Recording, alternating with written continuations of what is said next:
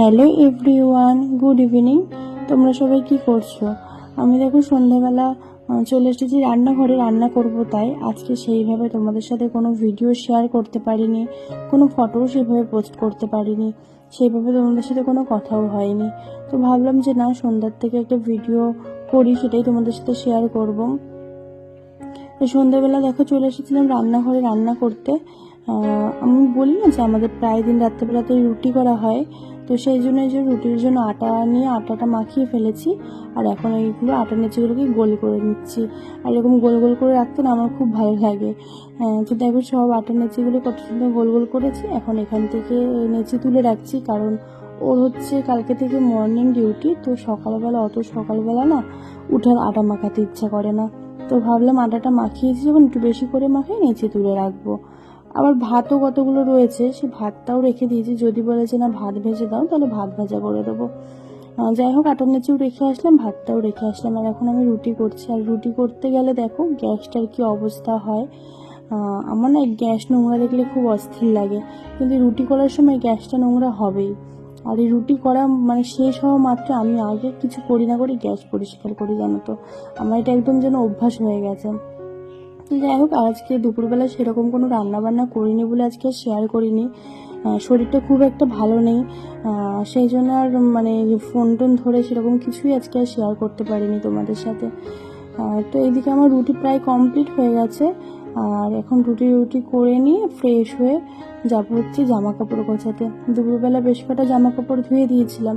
আজকে কিন্তু অনেক রোদ বেরিয়েছিল, কালকেও প্রচুর রোদ বেরিয়েছিল। রোদ দেখে তো আলমারির সব রোদে দিয়েছিলাম।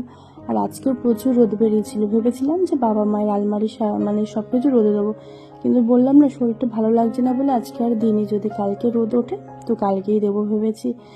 তো আর এদিকে যে কটা জামা কাপড় ধুয়েছিলাম সেগুলোও তুলে এনে যে রেখেছি, গোছানো আর হয়নি।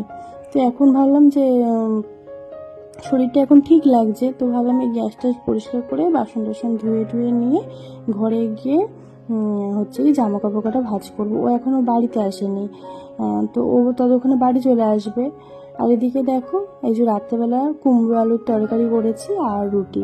তরকারিটা তো দুপুরবেলা করেই রেখেছিলাম। আর দেখো আমি রুটি এরকম করে হটপটের মধ্যে রুমালের মধ্যে রেখে দিই, যেহেতু খাওয়ার প্রায় 1-1.5 ঘন্টা আগে রুটিটা করা হয়ে যায় আমাদের, সেই জন্য ওইভাবে রেখে দিই, তাহলে বেশ ভালো গরমও থাকে আর নরমও হয়ে থাকে। আর এদিকে আমি জামা কাপড় গোছাতে চলে এসেছি। আজকে জানো তো কুমড়ো আলুর তরকারিটা ছোলা দিয়ে করেছিলাম একটু বড়ি দিয়ে। আসলে হঠাৎ করে তরকারি করেছি, সেজন্য ছোলা তো ভেজানো ছিল না। তো ভাবলাম একটু বড়ি দিয়ে করি, কারণ এর আগেও একদিন বড়ি দিয়ে করেছিলাম, বেশ ভালোই খেতে হয়েছিল। আর আজকেও তাই বড়ি দিয়েই করলাম।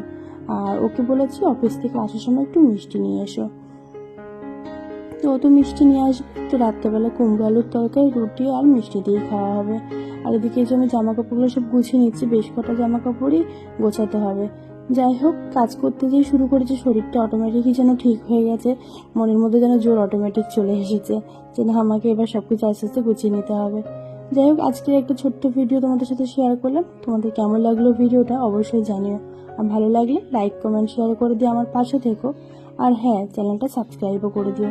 দেখা হবে পরে একটা সুন্দর ভিডিওর সঙ্গে। ততক্ষণ সবাই খুব ভালো থেকো, সুস্থ থেকো। টাটা।